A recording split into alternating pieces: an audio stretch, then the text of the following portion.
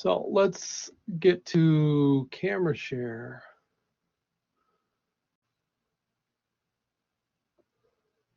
So funny, sometimes in the preview before I show it to you, it has these two reversed. So here is my eraser pencil. I can't find another eraser, and I do want to show you how that works. So that's why I'm going to just go with this. So let's get started. Let's do this. I'm going to grab my Neo Mag. I'll show you. I've got two little containers of that, and I've got burnt umber oil paint.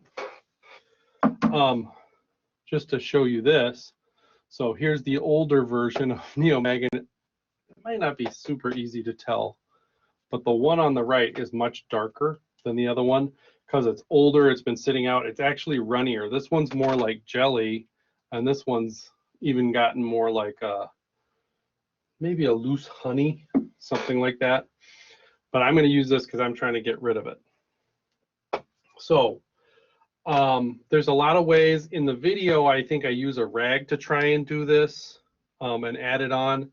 You could use a brush. If you have a chip brush, like one of those house paint brushes that's like 1 inch or 2 inches, those are great for toning panels.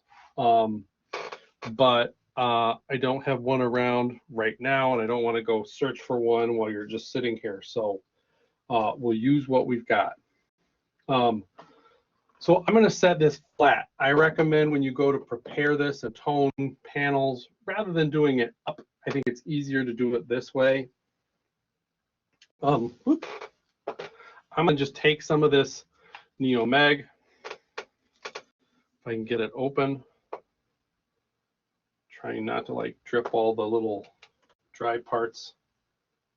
I'm going to put a good amount on here just to get started. I'm going to pick up these two little goobers here. This is like dried up medium. I'll put that over in the corner there.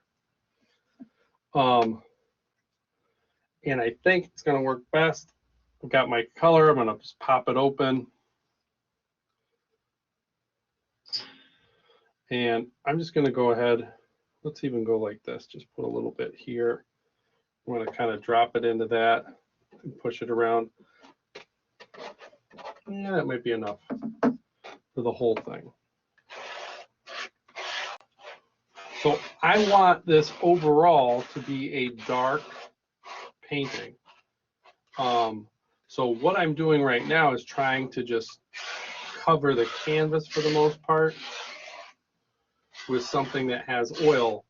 I didn't find my sandpaper, and I didn't want to run around for a long time to get it prepared. So this canvas, I did not sand it, but I always recommend sanding before you paint. So do as I say, not as I do. All right, so this is pretty coated and covered. What I'm going to do from here is now I'll take my rag and kind of spread it around, and it's going to start to maybe pull away a little bit of paint at the beginning, but after that it might start to even it out. Okay, so I don't want to wipe it away to the point where it's like a light tan. I want this to stay dark, and if it starts to get too light, then what I will do is turn around and add a little more paint, because I want to be able to see some of the dark. I might have put a little too much medium on this. It's definitely flowing all over, but I think I've got most of it. So I can, and just be careful with this, keep it on my palette because it's messy, and I can put this inside here, and then I can just use this to coat that bottom edge. So I wouldn't necessarily right away throw this away. I would want to keep it in a place where I know I'm not going to have problems, maybe you have like a little sandwich bag and you can put it on top of there or drop it somewhere, you're going to get paint on your hand. I already have some. If you don't want any paint and any medium on your hands during this process specifically, I would recommend some rubber gloves or latex, or it's not latex anymore, whatever, just gloves to protect your hands, because it will get on your hands for sure. So I'm going to put some brown paint, a little dab of that over there. I can use with my brush.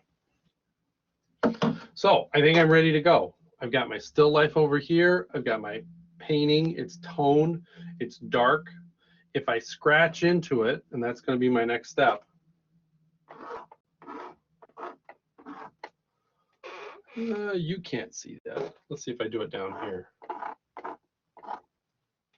Tried to spell high, but if I scratch into it, I can see where it is, and you'll be able to as well. Maybe if I stand in front, lean in front. Let me see if I